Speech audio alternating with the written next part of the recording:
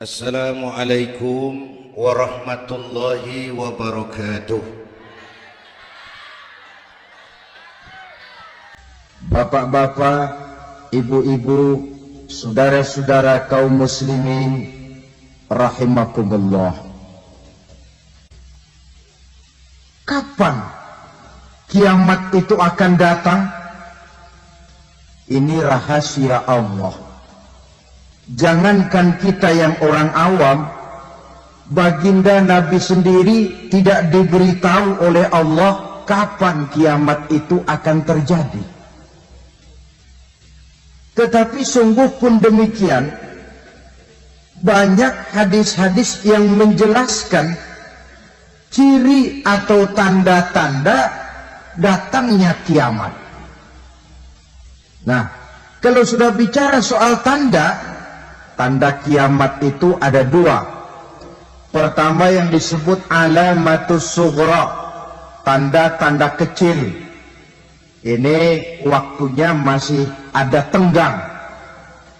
Ada yang dinamakan alamatul kubra, tanda-tanda besar. Artinya kiamat sudah diambang pintu. Apa tanda-tanda kecil dari datangnya hari kiamat itu? Misalnya kata Nabi, apabila ilmu sudah diangkat oleh Allah. Artinya apabila ulama sudah banyak wafat, minat orang belajar agama berkurang, lalu kebodohan nampak merajalela di mana-mana, zina dikerjakan secara terbuka, minuman-minuman keras jadi kebanggaan, itu termasuk di antara tanda-tanda kecil terjadinya hari kiamat. Apalagi misalnya iza waladatil ammatu rabbataha, apabila budak sudah melahirkan tuan. Apa maksudnya? Ada yang mentafsirkan apabila anak sudah bisa membudaki orang tuanya. Orang tua yang melahirkan dia, yang membesarkan dia, demi setelah si anak besar jadi orang berpangkat, bertitel, berharta, berkedudukan, jadilah orang tua itu budaknya. Sehingga sering dibilang kalau orang tua kaya, anak jadi raja. Tapi kalau anak yang kaya, orang tua sering jadi budak. Apalagi munculnya fitnah yang bergelombang, timbul perang antara dua bangsa yang besar, waktu berjalan terasa sangat pendek sekali. Itu merupakan tanda di antara tanda-tanda kiamat. Termasuk di dalamnya sulit membedakan mana laki, mana perempuan. Kan kalau tanda-tanda kayak begini sekarang sudah banyak kita lihat kan? Ulama banyak wafat, penggantinya sulit. Zina dikerjakan berterang-terangan, minuman keras jadi kebanggaan, banyak anak membudaki orang tuanya, sulit membedakan mana laki mana perempuan. Kadang-kadang dari belakang kita lihat perempuan bener, begitu kita colek nengok jenggotan.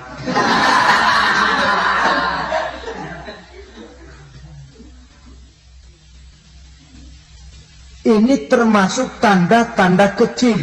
Masih ada tenggang sampai akan terjadinya kiamat itu. Nah, yang dimaksud dengan tanda-tanda besar, ini tanda besar artinya kiamat sudah diambang pintu. Pertama, matahari terbit dari sebelah barat. Apabila matahari sudah terbit dari arah sebelah barat, tertutuplah sudah pintu taubat.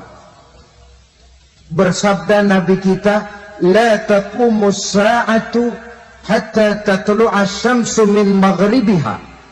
Tidak akan datang hari kiamat sampai matahari terbit dari arah sebelah barat.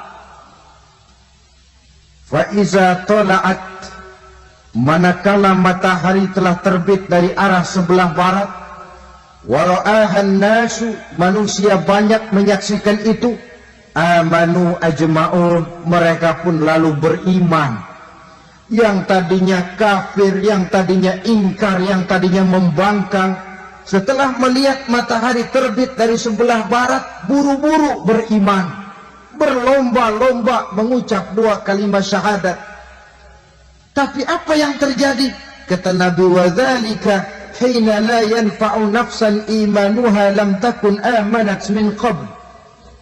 Hari itu adalah hari yang iman sudah tidak berguna lagi bagi seseorang apabila sebelumnya memang dia tidak pernah beriman. Au kasabat fi imaniha khaira, atau beriman tetapi tidak pernah melakukan kebajikan di dalam keimanannya itu. Hari yang sudah kasih, hari yang sudah terlambat, beriman tidak akan ada gunanya lagi. Ini pelajaran buat kita. Sebelum sang surya terbit dari sebelah barat, sebelum nafas sampai di tenggorokan, artinya pintu taubat masih terbuka. Kalau 2 hal itu sudah terwujud, nafas sudah sampai di kerongkongan, atau matahari sudah terbit dari arah sebelah barat, tertutuplah sudah pintu taubat. Tak ada lagi gunanya pangkat, jabatan, harta, bahkan beriman pun dalam suasana macam itu. Too late, kata orang Kulon. Sudah terlambat. Matahari terbit dari arah sebelah barat. Itu tanda besar, artinya kiamat sudah diambang pintu. Lalu apalagi tanda besar? Munculnya Dajjal. Dajjal artinya pendusta-pendusta yang menyesatkan manusia. Ada 2 macam Dajjal, saudara. Ada Dajjal kecil, ini Dajjal kelas teri. Kalau ini sejak zaman Rasulullah sudah ada itu. Tiap zaman ada. Di zaman Rasulullah misalnya ada yang bernama Aswad al-Unsi dari Yaman. Ada yang namanya Musailamah al-Kazzab dari Yamamah. Ada yang namanya Ibnu Sayyad dari Madinah. Ini Dajjal-Dajjal di zaman Rasul. Musailamatul Kazzab memproklamirkan diri jadi nabi dia. Di zaman Rasul masih hidup. Ini Dajjal zaman Nabi. Di zaman sahabat muncul Dajjal-Dajjal. Di zaman kita sekarang ini Dajjal-Dajjal pun gentayangan. Dajjal-Dajjal kelas teri. Kerjanya mendustakan manusia, menyesatkan manusia, memalingkan manusia dari jalan yang benar dan diridhoi oleh Allah Subhanahu wa ta'ala. Adapun yang merupakan tanda besar dari datangnya kiamat, Dajjal-Dajjal kelas kakap.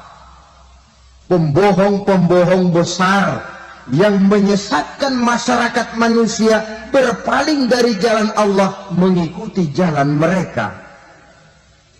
Apa sih ciri Dajjal itu? Kata Nabi dalam hadis Bukhari Muslim, Inna Dajjal, sesungguhnya yang namanya Dajjal itu yakhruju, satu saat akan muncul mendekati hari kiamat, wa inna ma'ahu ma'an, si Dajjal ini membawa air,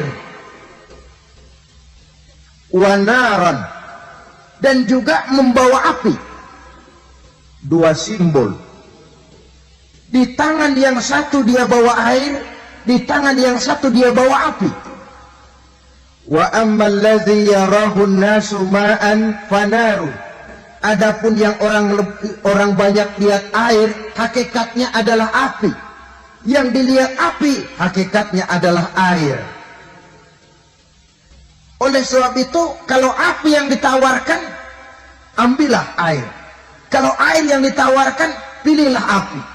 Maksudnya apa ini? Ini bahasa simbol, saudara-saudara. Dajjal bicaranya seolah-olah untuk kepentingan manusia, menawarkan surga. Surga yang dia tawarkan hakikatnya neraka. Hai manusia, kalau kau mau bahagia, jangan dekat-dekat dengan agama. Sholat itu tidak efektif dan efisien, tidak produktif dari segi ekonomi itu. Menghadiri majelis taklim cuma buang-buang waktu.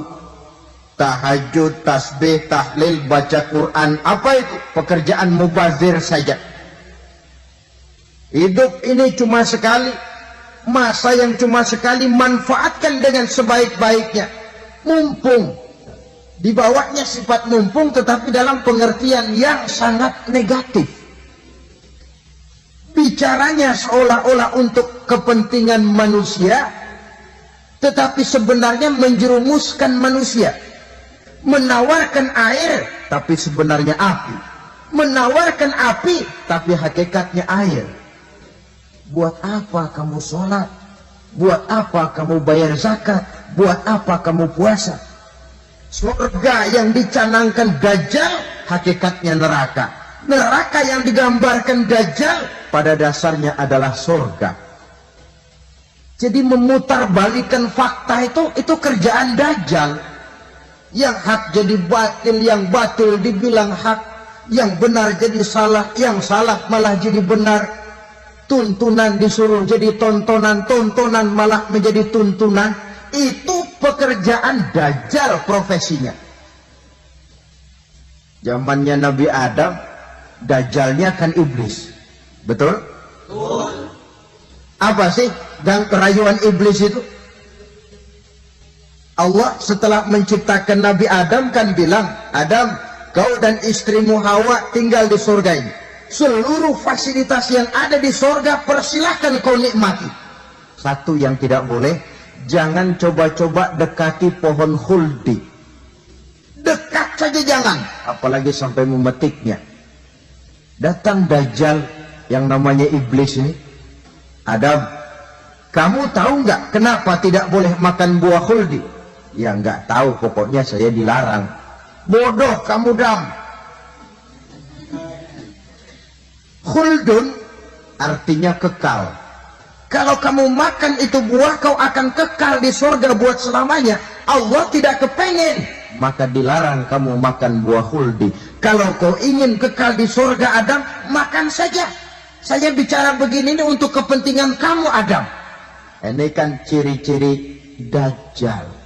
Bicaranya sih seolah-olah untuk kepentingan Nabi Adam, hakikat sebenarnya menjerumuskan Nabi Adam supaya ingkar dan melanggar larangan dari Allah Subhanahu wa ta'ala. Jadi setelah muncul Dajjal, timbul kekacauan-kekacauan di masyarakat. Banyak yang terpengaruh, terpedaya dan terpesona. Termasuk mereka yang memproklamirkan diri jadi nabi, mereka yang memproklamirkan diri jadi rasul di zaman sesudah Rasulullah wafat, itu adalah Dajjal. Maka saya ingatkan, kalau di zaman kita sekarang ini ada orang ngaku jadi nabi, ada orang ngaku jadi rasul, biar bahasa Arabnya kental, Quran hafal, hadis ribuan hadis hafal, biar pakai serban sampai menyengser ke tanah, bahasa Arabnya fasih, tapi dia mengaku jadi nabi, jadi rasul, kita umat Islam wajib tidak percaya. Wajib untuk tidak percaya. Itulah Dajjal zaman kita sekarang ini. Tidak mustahil mereka datang mempengaruhi orang-orang awam supaya berpaling dari Rasulullah, mengikuti mereka. Nah, di akhir zaman nanti mendekati hari kiamat, Dajjal ini muncul, Dajjal kelas kakap, menyesatkan masyarakat manusia untuk berpaling dari Islam, mengikuti seruan mereka. Apalagi di antara datangnya kiamat itu, tanda yang besar itu, turunnya Nabiullah Isa Al-Masih, putra Maryam. Menurut berbagai hadis yang sahih, Nabi Isa Al-Masih nanti akan turun lagi. Tidak membawa risalah yang baru, tapi meluruskan risalah Islam ini yang telah banyak ditinggalkan oleh masyarakat. Bahkan ada hadis menjelaskan beliau akan membunuh Nabi, mematahkan kayu-kayu salib, lalu melaksanakan haji dan umrah mengikuti syariat Nabi Muhammad, bukan membawa agama baru. Menjadi semacam mujaddid, reformer, menyelamatkan manusia dari bisikan Dajjal. Bahkan ada riwayat yang menjelaskan bahwa Nabi Isa berhasil mengalahkan Dajjal, mengembalikan masyarakat manusia kembali kepada ajaran Islam yang datang dari Allah, dibawa oleh Rasulullah Sallallahu Alaihi Wasallam. Dengan kata lain, turunnya Nabi Isa bukan sebagai Nabi dan Rasul baru, tetapi mengikuti syariat Nabi kita Muhammad Sallallahu Alaihi Wasallam. Saudara hadirin, ibu-ibu hadirat yang saya hormati, kemudian apalagi di antara tanda-tanda besar akan datangnya kiamat itu? Keluarnya asap atau awan. Kata Nabi, inna min asrati sa'ah dukhanan yamla'u ma bainal masyriqi wal maghrib. Di antara tanda-tanda kiamat, munculnya awan atau asap yang memenuhi antara langit dan bumi. Ini pun diperkuat dalam surah Ad-Dukhan ayat 10.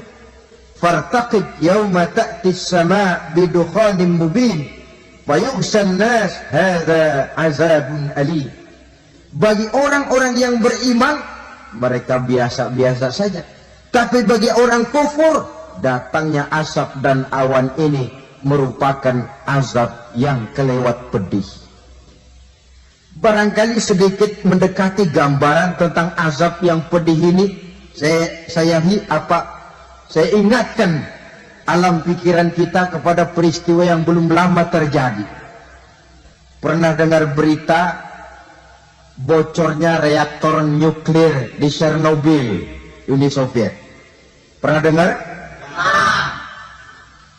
Bocornya reaktor nuklir di Chernobyl yang mengakibatkan ratusan bahkan sangat mungkin ribuan nyawa.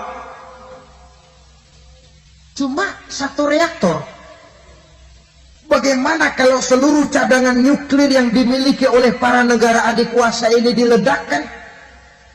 Bahkan yang konon menurut catatan, cadangan nuklir yang dimiliki bersama oleh Amerika dan Rusia sekarang ini sudah sanggup memusnahkan 6 miliar manusia. 1,5 kali lebih banyak dari jumlah manusia yang nongkrong di permukaan bumi ini. Saudara-saudara hadirin yang saya hormati, lalu saat mendekati hari kiamat, apalagi tandanya? Setelah Nabi Isa wafat, pada saat turunnya yang kedua kali, lalu Allah meniupkan angin sejuk. Semua orang-orang beriman, orang-orang baik wafat. Sehingga penghuni bumi ini cuma tinggal lagi terdiri dari orang-orang kafir. Tidak ada lagi di bumi ini yang bisa mengucapkan Allah. Sehingga dalam hadis qudsi itu ada keterangan, Innallaha azza wa jalla yaqulu li Israfil. Allah pernah pesan kepada malaikat Israfil. Kata Allah, Israfil, Iza sami'ta qailan yakul Allah Allah fa akhirin nafah 40 sanatan ikraman liqailiha. Hai Israfil, apabila kau dengar di permukaan bumi masih banyak orang yang mengucapkan Allah Allah, maka tunda sangkakala kiamat itu 40 tahun. Untuk apa? ikraman liqailiha, menghormati orang yang mengucapkan Allah, Allah itu. Wah, jadi karena sekarang masih banyak yang mengucapkan Allah, besar hatilah kita, masih jauh kiamat itu. Tapi jangan lupa, kiamat pribadi, kiamat kecil itu yang gak kita sangka-sangka. Ajal datang mencabut nyawa, itu kiamat pribadi. Dan itu yang pasti kita hadapi. Dan itu yang membuat kita tidak boleh bersikap main-main di dalam kehidupan sekarang ini.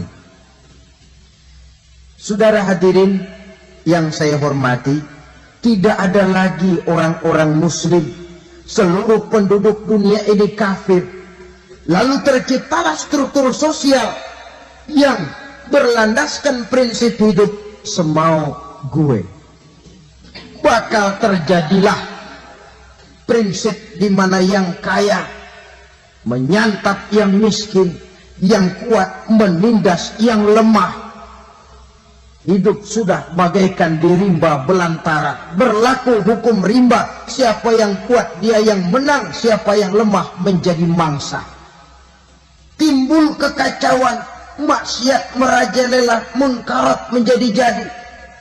Sehingga isi bumi ini penuh dengan segala macam perbuatan dosa. Tidak ada perlunya lagi alam diperpanjang temponya. Datang saat yang sudah dijanjikan oleh Allah Azza wa Jalla, maka terjadilah yang disebut kiamat kubra, kiamat besar, kiamat ancur-ancuran. Bagaimana kejadian ini dimulai? Dalam surah Az-Zumar ayat 68, Allah Subhanahu wa taala berfirman, "Wa nufikha fis-suri fasa'iqa man fis samawati wa man fil ardi illa man sya'allahu." Maka manakala ditiuplah sangkakala, terkejutlah seluruh yang ada di langit dan seluruh yang ada di bumi. Bila saat kiamat datang, Allah perintah malaikat Israfil, Israfil, tiup sangkakalamu. Ditiuplah sangkakala oleh malaikat Israfil. Yang akibat daripada tiupan itu, seluruh yang ada di langit, seluruh yang ada di permukaan bumi terkejut. Yang ada di langit siapa? Malaikat kan. Bayangin aja kalau malaikat kaget, apalagi kita. Terkejut seluruh makhluk yang ada di bumi, yang ada di langit mendengar suara sangkakala itu. Bunyinya tidak sanggup kita bayangkan dahsyatnya. Ledakan nuklir, ledakan neutron, belum apa-apa ketimbang bunyi sangkakala malaikat Israfil ini. Nah, lalu mendengar bunyi sangkakala ini, gemparlah makhluk, kacaulah alam. Bumi gempa, planet-planet bertabrakan, gunung meletus, air laut tumpah ke darat, angin topan bertiup, halilintar menyambar. Lalu semua yang bernama hidup mati total. Mati bareng tanpa persiapan. La haula wala quwata illa billah. Saya kadang-kadang dalam tafakur bermohon, ya Allah, mudah-mudahan saya nggak nemuin kiamat beneran. Ngeri. Nggak bisa kita bayangkan macam apa suasana seperti itu. Allah saja banyak memberikan gambaran, misalnya Al-Qari'ah, wa mal Qari'ah, wa ma adraka mal Qari'ah. Kejadian yang menggemparkan. Tahukah kamu apa kejadian yang menggemparkan itu? Yauma yakunun nasu kal farasil mabsus wa takunul jibalu kal ihlil manfus. pada saat itu manusia berterbangan bagai kupu-kupu. Gunung berterbangan seperti kapas ditiup angin. Gunung saja macam kapas, konon lagi manusia. Kematian total, mulai semut sampai gajah mati. Jin mati, iblis mati, malaikat mati. Malaikat saja mati. Saudara hadirin yang saya hormati, kematian total yang tanpa persiapan. Orang bilang, Pak, kalau mati bareng begitu yang repot malaikat maut dong ya. Cabut sana, cabut sini. Itu kalau menurut logika kita. Mestinya begitu menurut logika. Tapi logika juga yang bilang, nggak perlu serepot itu. Sebab untuk mematikan listrik di wilayah DKI, di wilayah Jakarta, nggak perlu tiap rumah didatengin, matiin, ya lama. Cukup dari kantor pusatnya saja PLN, tekan satu tombol, gelaplah seluruh Jakarta. Saudara hadirin yang saya hormati, kematian total. Lalu setelah kematian total, planet-planet juga mati, dalam arti tidak bergerak dan beredar. Angin mati, dalam arti tidak bertiup. Air mati, dalam arti tidak ada riak gelombang. Pokoknya semua mati. Kullu nafsin za'iqatul maut, semua yang bernafas mati. Dalam ayat lain, kullu man 'alaiha fan, semua yang ada di permukaan bumi fana. Yang kekal cuma Allah subhanahu wa ta'ala. Yang paling belakang mati malaikat maut dan malaikat Israfil. Tapi mati juga sesuai dengan janji Allah. Menurut hadis Bukhari Muslim dari Abi Hurairah, masa tenggang waktu antara kematian total pada tiupan sangkakala pertama dengan proses kebangkitan pada tiupan sangkakala kedua 40 lamanya. Tidak dijelaskan oleh Abi Hurairah 40 jam, apa 40 hari, apa 40 tahun. Hadis-hadis cuma menyebutkan 40 saja. Sunyi alam yang tinggal cuma Allah saja lagi. Ketika itu Allah berseru-seru, katanya, limanil mulkul yauma, siapa para penguasa hari ini? Mana itu raja-raja dan penguasa yang dulu mengaku jadi Tuhan? Fir'aun, mana Fir'aun sekarang? Yang dulu jadi raja, merasa berhasil, sombong, lalu tidak mau turun-turun dari kekuasaannya, sampai kepada puncak kekurang ajarannya mengangkat diri jadi Tuhan. Mana itu Fir'aun? Namrus, mana sekarang Namrus? La ilaha illa ana, ternyata tidak ada Tuhan lain selain daripada aku, kata Allah. Proses kemudian, saudara-saudara, turunlah hujan dari langit. 40 lamanya hujan itu. Tidak jelas juga 40 jam atau 40 hari. Setelah air turun membasahi, datanglah tiupan sangkakala yang kedua. Semua yang bernama mati bangkit dari kuburnya masing-masing. Ini yang disebut Yaumul Ba'thi, hari kebangkitan. Allahu Akbar. Pada saat kita bangkit dari kubur kita masing-masing, kumpul di padang mahsyar namanya. Bayangin aja, saya sendiri nggak sanggup bayangin. Manusia sejak zaman Adam sampai zaman kiamat kumpul bareng di tempat sama. Berapa banyaknya?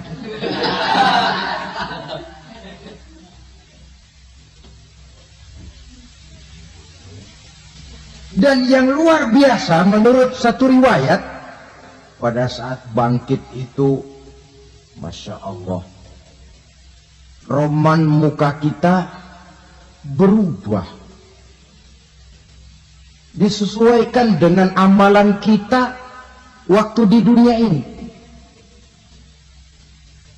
Barang siapa yang waktu di dunia amalannya itu amalan tikus, di akhirat nanti dia bangkit dari kubur, mukanya seperti muka tikus. Gagah betul badannya, tapi mukanya seperti tikus. Kenapa? Amalannya waktu di dunia seperti amalan tikus. Apa amalan tikus itu? Suka ngegeragoti barang yang sudah disimpan rapi-rapi. Orang sudah simpan uang rapi-rapi, simpan perhiasan rapi-rapi, digeragoti oleh tikus. Maling-maling, pencoleng-pencoleng, koruptor-koruptor, itu nanti di akhirat nanti kita lihat mukanya seperti muka tikus. Oh, ini waktu di dunia suka nyolong, hanya seperti muka tikus.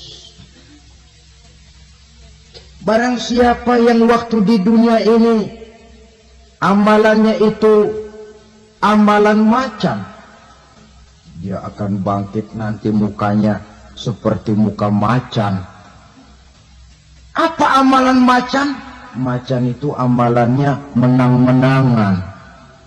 Orang yang mau menang saja, nggak mau mengalah. Coba lihat di hutan. Kenal hutan nggak? Nah.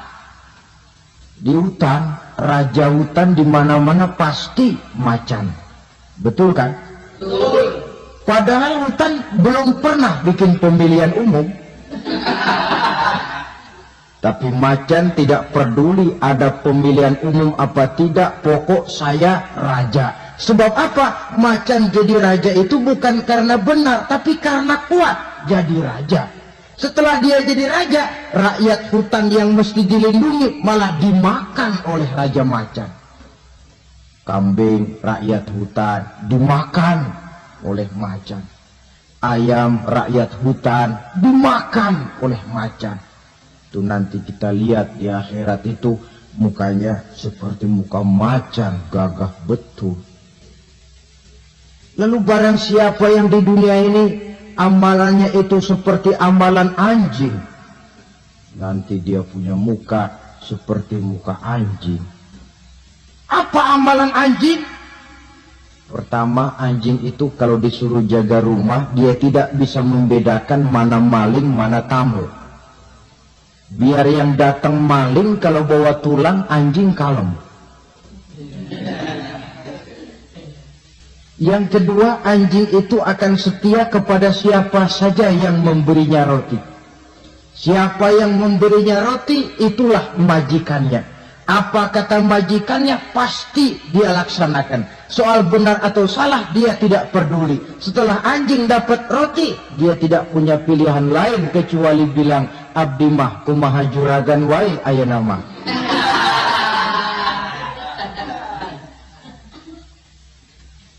Saudara hadirin yang saya hormati, berkumpul di padang mahsyar, tiap orang sibuk dengan persoalannya masing-masing. Matahari waktu itu didekatkan oleh Allah, panas luar biasa. Ada yang saking panasnya itu mencucurkan peluh keringat sampai sebatas mata kakinya. Ada yang keringatnya sampai sedengkulnya. Ada yang keringatnya sampai sepusatnya. Ada yang keringatnya mengalir sampai sebahunya. Ada yang kelelap oleh keringatnya sendiri, sementara orang di sampingnya nggak apa-apa. Bergantung lagi amalan dia waktu di dunia ini. Saudara-saudara, sebagian orang dalam kepanikan padang mahsyar berombong-rombong datang mereka menghadap Nabi Adam. Ya Adam, anta abal bashar. Hai Adam, Tuhan adalah bapak moyang manusia. Kami sebentar lagi akan disidang, dimintakan pertanggungan jawab. Tolonglah kami, hai Adam. Kata Nabi Adam, jangankan nolongin sampean, saya sendiri tanggung jawab di hadapan Allah ketika dulu tidak boleh makan khuldi, saya serobot. Sudahlah, urus diri masing-masing saja, nafsi. Begitu kata Nabi Nuh, begitu kata Nabi Ibrahim. Tiap orang bertanggung jawab sendiri-sendiri.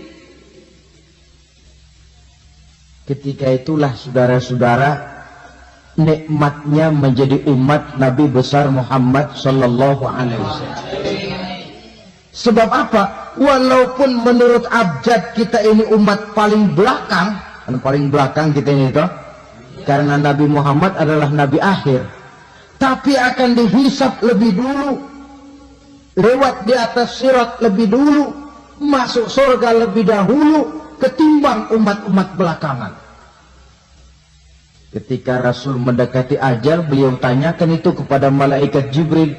Malaikat Jibril berkata, Muhammad jangan khawatir, Allah sudah berjanji, inni haramtul jannata ala sairil anbiya hatta tadkhulaha anta, wa haramtuha ala sairil umami hatta tadkhulaha ummatuka. Surga aku haramkan buat seluruh nabi, kecuali kalau engkau Muhammad sudah masuk ke dalamnya. Dan surga aku haramkan buat seluruh umat, kecuali kalau umatmu Muhammad sudah masuk ke dalamnya.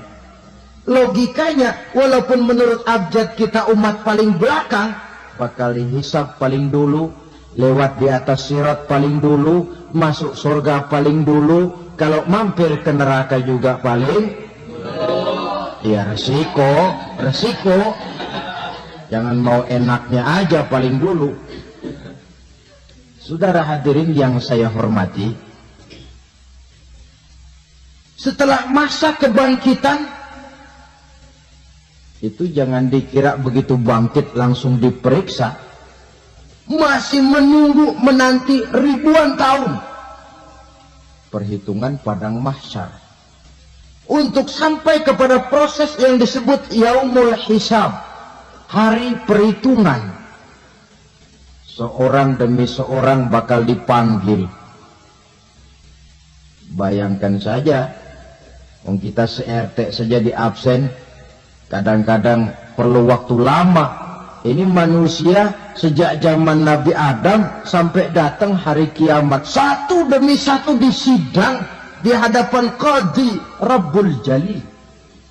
Status sosial copot sudah waktu itu. Yang pernah jadi hartawan di situ tidak lagi kelihatan kehartawanannya.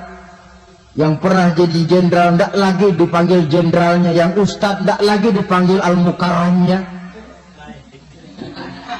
Seluruh status sosial selesai. Dipanggillah kita seorang demi seorang menghadap Qadhi Rabbul Jalil. Bagaimana proses penghisaban itu? Pertama, proses tanya jawab. Di antaranya ada hadis menyatakan, lan tazula qadama 'abdin yaumal qiyamah hatta yus'ala an arba'i khisalin. Besok di hari kiamat tidak akan bergeser telapak kaki seorang hamba sampai dia ditanya lebih dulu tentang 4 persoalan. Tentang ilmunya. Kemana ilmu itu diamalkan?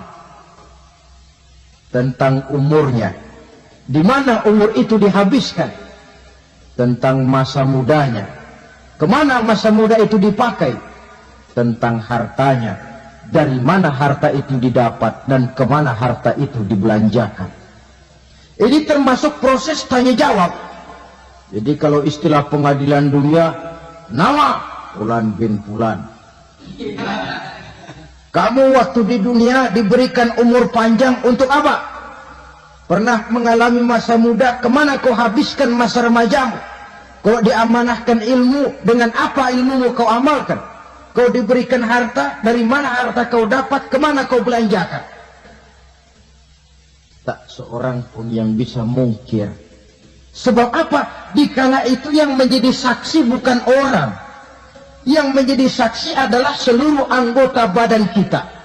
Tangan bicara, kaki jadi saksi terhadap seluruh amalan yang pernah kita kerjakan pada saat kehidupan di alam dunia ini. Selesai proses tanya jawab, lalu diperlihatkan buku catatan kita waktu hidup di dunia ini. Jangan lupa Allah itu menyiapkan 2 superkomputer kepada kita, sebelah ditempelin sebelah kanan, yang sebelah tempelin di sebelah kiri. Komputer itu namanya Raqib dan Atid, 2 malaikat yang apabila baik kita lakukan, refleks saja akan menulis kebajikan kita. Jahat kita kerjakan, akan tertulis. Catatan itu nanti diperlihatkan kepada kita. Waduh, alangkah malunya pada saat diperlihatkan catatan kita, buku rapot kita merah melulu. Barangkali diperiksa sambil diomelin, brengsek lo. Buku merah melulu begini, bagaimana waktu hidup di dunia? Tidak cukup diperlihatkan buku catatan kehidupan, rekaman kehidupan. Rekaman kehidupan kita secara utuh sejak terlahir sampai ajal datang merenggut nyawa. Barangkali mirip dengan video sekarang ini, di mana terekam dengan baik seluruh kegiatan kita, sejak yang sekecil-kecilnya sampai kepada yang sebesar-besarnya. Untuk kemudian kita pun menerima balasan. In khairan fa khairun wa in syarran fa syarrun. Kalau baik, ya baik balasannya. Kalau jahat, ya jahat juga balasannya. Catatan-catatan kita diberikan. Kalau banyak kebajikannya, diberikan di tangan kanan dengan cara yang halus. Kalau banyak kejahatannya, diberikan dari sebelah kiri atau dilempar dari belakang. Itulah sebabnya sejak di dunia ini kita sudah mohon kepada Allah. Ketika berwudu membasuh tangan kanan, apa kita bilang? Allahumma a'tini kitabi biyamini wa hasibni hisaban yasira. Ya Allah, berikan saya kitab di tangan kanan, dan kalau saya memang perlu dihisab, hisablah saya yang seringan-ringannya. Tangan kiri berlindung kita kepada Allah. Jangan sampai diberikan kitab di tangan kiri atau dari arah sebelah belakang. Wa'udzubika an tu'tiya kitabi bishimali aw min wara'i zuhri, dari arah sebelah belakang. Na'udzubillah min dzalik. Setelah selesai lewat proses penghisaban, lewat mizan, timbangan, maka yang sudah selesai dihisab itu bergeraklah menuju sirat, jembatan yang terbentang menuju surga melalui neraka. Saudara-saudara, panjangnya perjalanan sirat itu memakan waktu ratusan tahun. Tetapi orang yang lewat di atas sirat pun macam-macam, bergantung amalannya ketika di dunia ini. Ada yang lewat di atas sirat itu kalbarkil khatib, seperti kilat yang menyambar, sudah sampai dia di surga. Cepat bukan main. Ada yang lewat di atas sirat itu seperti orang lari-lari, Ada yang lewat di atas sirat itu seperti orang jalan biasa. Ada yang sambil merangkak, ada yang sambil ngesor, ada yang sambil gelayutan, ada yang selamat sampai ke ujung ke surga, ada yang tergelincir jatuh masuk ke dalam neraka, bergantung amalannya dalam kehidupan di dunia sekarang ini. Tiap kita akan melewati yang namanya sirat ini. Saudara-saudara kaum muslimin yang saya hormati, dengan demikian mereka yang selamat melalui sirat sampai ke terminal akhir surga, mereka yang ketika dihisab ternyata banyak kejahatannya daripada kebaikannya, mereka singgah di dalam neraka. Nah, adapun orang-orang yang beriman menurut ayat Quran dan hadis Nabi itu nanti ada bermacam-macam. Ada orang beriman itu yang dimasukkan surga. Ada orang beriman itu yang dimasukkan ke dalam surga. Ada orang beriman itu yang disebut penduduk surga. Kenapa lain-lain, Pak? Karena waktu di dunia amalannya juga lain-lain. Ada orang beriman yang masuk surga. Ini paling murah tiketnya. Mau masuk surga? Kata Nabi begini, ma min abdin qala la ilaha illallah thumma mata ala dhalik illa dakhala al-jannah. Kalau seorang hamba sudah mengucap dua kalimat syahadat, dia yakin dengan kebenaran kalimat itu sampai matinya, orang itu akan masuk surga. Abi Dzar yang waktu itu diajak bicara heran, ya Rasul kok gampang betul? Iya. Walaupun orang itu mencuri, iya. Walaupun orang itu berzina, iya. Biar dia mencuri, biar dia berzina, kalau dia sudah mengucap dua kalimat syahadat, dia yakin dengan kebenaran kalimat itu sampai matinya, itu orang akan masuk surga. Jadi masuk surga cukup dua kalimat syahadat, yakin sampai mati, masuk surga. Itu perkara masuk. Tapi kalau pertanyaannya diterusin, masuknya kapan, Pak? Nah, ini lain lagi urusannya. Sebab ada yang masuknya itu langsung, ada yang mampir dulu. Di sana tempat cuma dua. Kalau tidak surga, neraka. Mau ke surga, tapi mampir dulu. Yang mampirnya jelas di neraka. Kenapa? Dalam hadis qudsi ada riwayat. Nanti itu di akhirat, setelah Allah selesai mengatur penduduk surga, masuk surga, yang neraka, masuk neraka, Allah berkata kepada malaikat Malik, malaikat Malik, labaik ya Allah, itu bajingan-bajingan tengik, manusia-manusia durjana, yang waktu di dunia tidak mau sujud, jauh dari ulama, gemar melakukan yang munkarat dan maksiat, hidup di tengah masyarakat selalu jadi bibit keonaran, kufur, sudah masuk neraka semua. Sudah ya Allah. Nah, kalau sudah, coba sekarang kamu masuk, Malik. Saya, iya, masuk neraka. Mau apa ya Allah? Kata Allah, akhriju minan nar man kana fi qalbihi misqala habatin min khardalin min iman. Kau masuk neraka, cari di dalam neraka orang-orang yang ada imannya walaupun kecil sebesar biji zarah, angkat mereka keluar. Masuk malaikat Malik ke neraka, cari orang yang ada imannya, korek-korek. Ya repot, udah pada gosong. Yang ada imannya diangkat ke atas, yang ada imannya diangkat ke atas, lalu dimandikan di Nahrul Hayat, namanya sungai kehidupan di akhirat nanti. Cakep lagi rupanya, bersih lagi wajahnya, apel di hadapan Allah. Kata Allah, bagaimana mas? Kapok nggak sampean?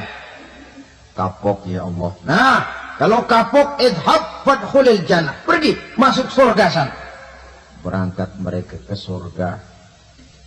Ketemu sama teman-temannya yang udah sampai lebih dulu. Yang nggak pakai mampir lagi.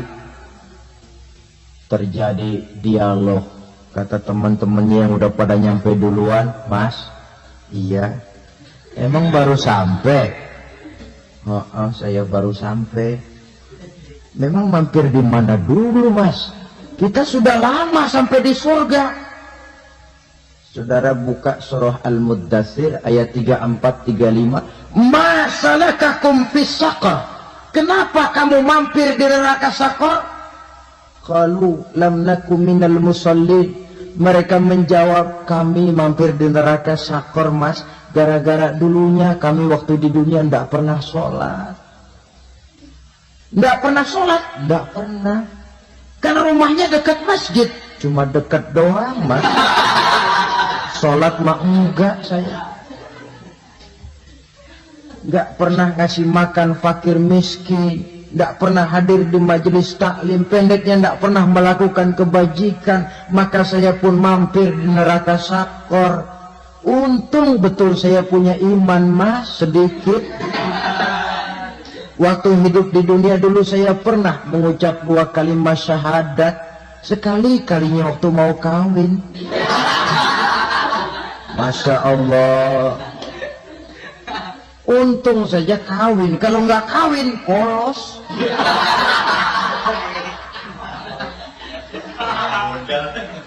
Itu juga penghulu sudah setengah mati ngajarin. Asyhadu alla, asyhadu an, asyhadu an.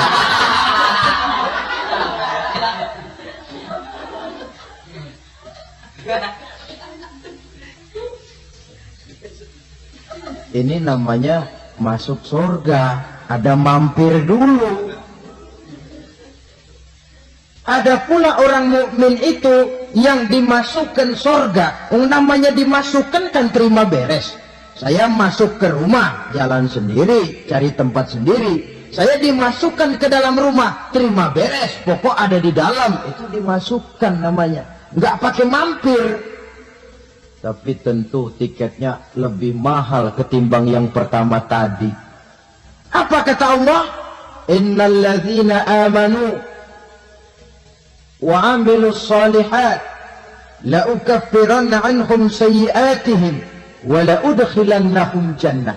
Sesungguhnya orang-orang yang beriman kemudian beramal soleh, kami hapuskan segala dosa dan kesalahannya, kami masukkan mereka ke dalam surga. Lihat ayatnya.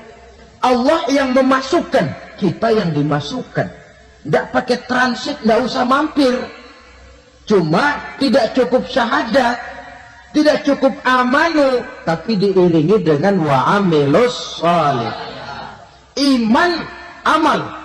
Tidak cukup syahadat, lalu dibuktikan dia sholat, dia zakat, puasa, lalu dia melakukan berbagai macam kebajikan.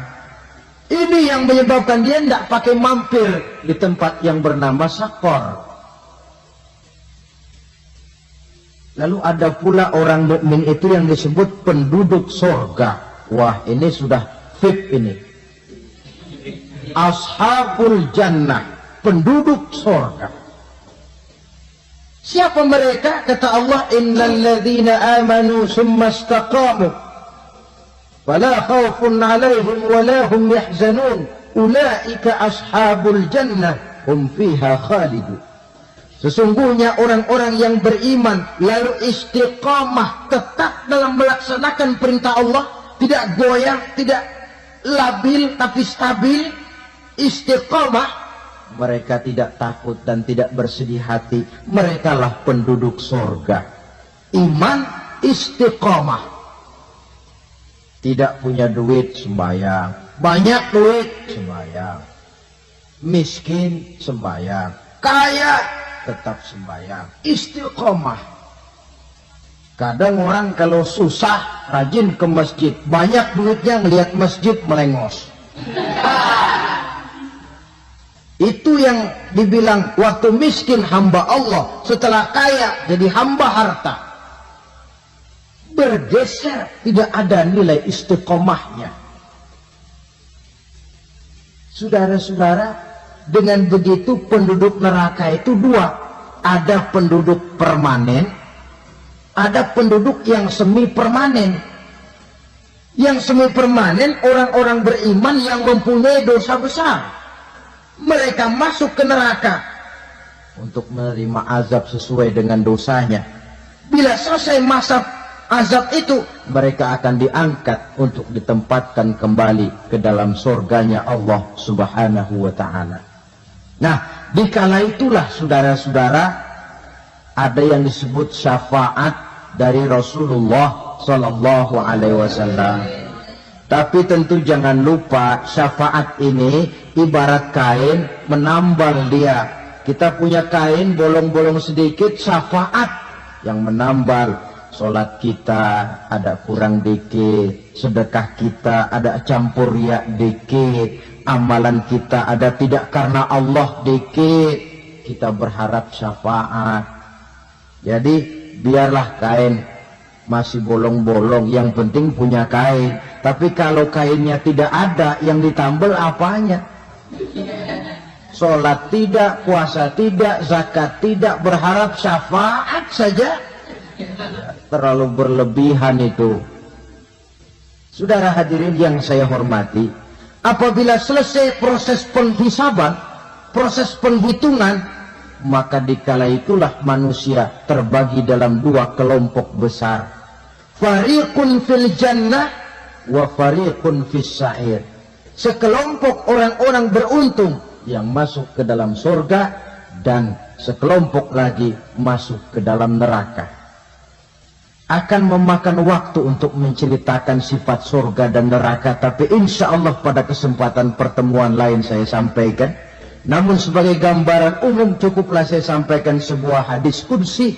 Allah jelaskan, a'dadtu li'ibadiyas salihin ma la aynun ra'at wa la uzunun sami'at wa la khatara fi qalbil bashar.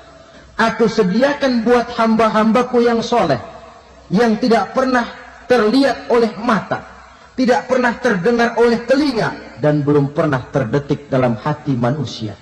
Jadi kenikmatan surga belum pernah dilihat mata, belum pernah didengar telinga, belum pernah terdetik dalam hati.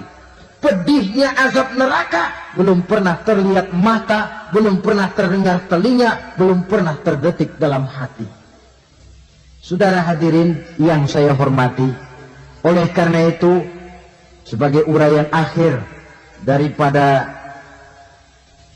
kiamat ini, marilah sama-sama kita memanfaatkan hidup dengan sebaik-baiknya, supaya jangan timbul penyesalan di hari kemudian nanti. Mudah-mudahan kita seluruhnya diselamatkan Allah dari azab neraka dan mendapat surga dan ridhonya. Sekian dan demikianlah pertemuan kita kali ini. Terima kasih banyak atas segala perhatian. Mohon maaf atas segala kekurangan. Usikum wa nafsi bitaqwallah. Wassalamualaikum warahmatullahi wabarakatuh. Waalaikumsalam warahmatullahi wabarakatuh.